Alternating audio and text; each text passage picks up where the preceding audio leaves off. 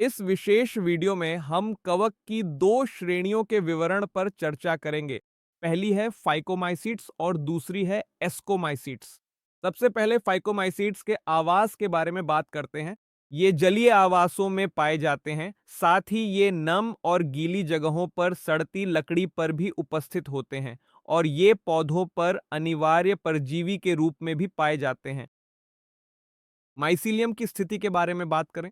Mycelium की स्थिति aseptate होती है। इसका मतलब है कि यहां कोई सेप्टा या क्रॉस वॉल्स मौजूद नहीं होंगे, और अगर कोई सेप्टा मौजूद नहीं है तो यह एक सतत नली होगी, बहुकोशिकीय नली होगी, और इसी कारण इसे एसेप्टेट कहा जाता है।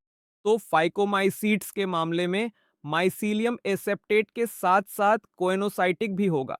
फंगी की बाकी तीन श्रेणियों में यह सेप्टेट और शाखायुक्त होगा, तो इस विशेष स्थिति का उल्टा यहां मौजूद होगा।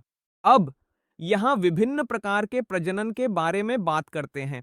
सबसे पहले हम अलैंगिक प्रजनन को देखेंगे।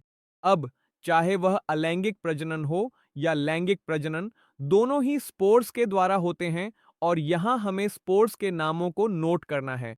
तो अलैंगिक प्रजनन उन स्पोर्स के द्वारा होता है जिन्हें स्पोरेंजियोस्पोर्स कहा जाता है। अब यदि ये स्पोर्स गतिशील हैं तो इन्हें जूस्पोर्स कहा जाता है, और यदि ये अचल हैं तो इन्हें एप्लानोस्पोर्स कहा जाता है। अब ये स्पोर्स एक संरचना में बनते हैं जिसे स्पोरेंजियम कहा जाता है, और ये स्पोर्स स्पोरेंजियम के अंदर बनते हैं, इसलिए इन विशेष स्पोर्स का उत्पादन एंडोजेनस होगा। अब यौन प्रजनन के बारे में बात करते हैं।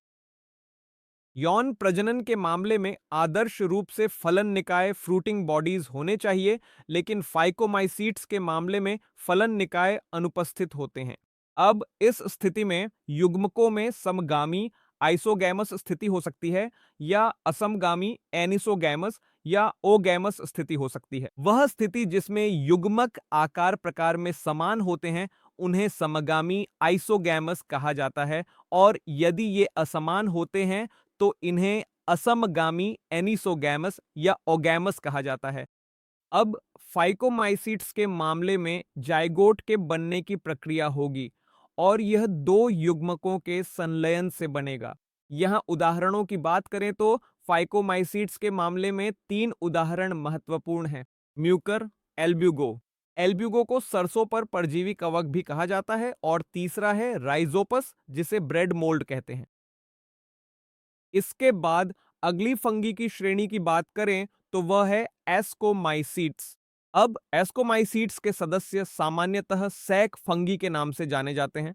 आवास की बात करें तो ये सेप्रोफाइटिक होते हैं, ये अपघटक होते हैं, ये परजीवी भी हो सकते हैं, साथ ही ये गोबर पर भी उग सकते हैं, यानी ये कॉप्रोफिलस भी हो सकते हैं। माइसीलियम की बात करें, माइसीलियम सेप्टेट और शाखित होगा। एस्कोमाइसीट्स के सदस्य अधिकतर बहुकोशिकीय होते हैं, लेकिन कुछ एककोशिकीय सदस्य भी होते हैं, और इसका उदाहरण यीस्ट है। इसके बाद प्रजनन भाग पर आते हैं। तो सबसे पहले है अलैंगिक प्रजनन। अब जो बीजाणु बनते हैं उन्हें कॉनिडिया कहा जाता है, और ये उन संरचनाओं में बनते हैं जिन्हें कॉनिडियोफोर कहा जाता है, और कॉनिडिया कॉनिडियोफोर के बाहर बनते हैं। इसी कारण हम कहते हैं कि यह बाह्यजन्य उत्पादन है।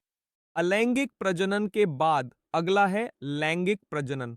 अब लैंगिक प्रजनन के मामले में फलनिकाएं बनेंगी, और इन फलनिकायों को एस्कोकार्प कहा जाएगा। हम एस्कोकार्प नाम की तुलना एस्कोमाइसीट्स से कर सकते हैं।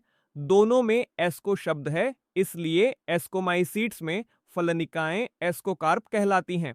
अब लैंगिक प्रजनन के विभिन्न चरणों के बारे में बात करते हैं।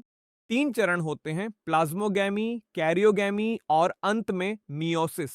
तो सबसे पहले प्लाज्मोगैमी होती है। स्पष्ट है कि यह प्रोटोप्लास्ट्स का संलयन है।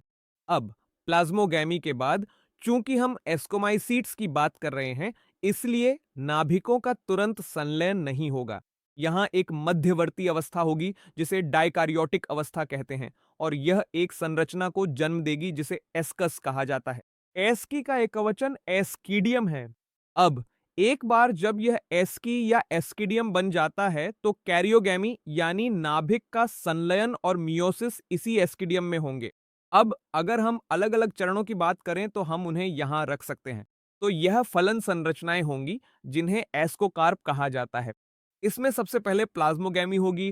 प्लाज्मोगैमी के बाद डाइकारियन का निर्माण होगा। डाइकारियोफेज मौजूद रहेगा। अब डाइकारियन के बाद एस्की या एस्कस का निर्माण होगा। अब इस एस्कस में कैरियोगैमी और मियोसिस होंगे और इसके परिणाम स्वरूप एस्कोस्पोर्स का निर्माण होगा जो कि हैप्लॉइड स्पोर्स होते हैं और ये यहां एंडोजेनस रूप से उत्पन्न होंगे। अब उदाहरणों की बात करें। प्रसिद्ध उदाहरणों में पहला है सैक्रोमाइसीज या यीस्ट जो एक कोशिकीय कवक का उदाहरण था। दूसरा है न्यूरोस्पोरा। इसका व्यापक रूप से जैव रासायनिक और आनुवंशिक कार्यों में उपयोग किया जाता है। फिर अन्य उदाहरण हैं एस्परजिलस, पेनिसिलियम, क्लैवीसेप्स। दो उदाहरण यानी मोरेल्स और ट्रफल्स ये दोनों खाने योग्य हैं और इन्हें एक व्यंजन के रूप में माना जाता है।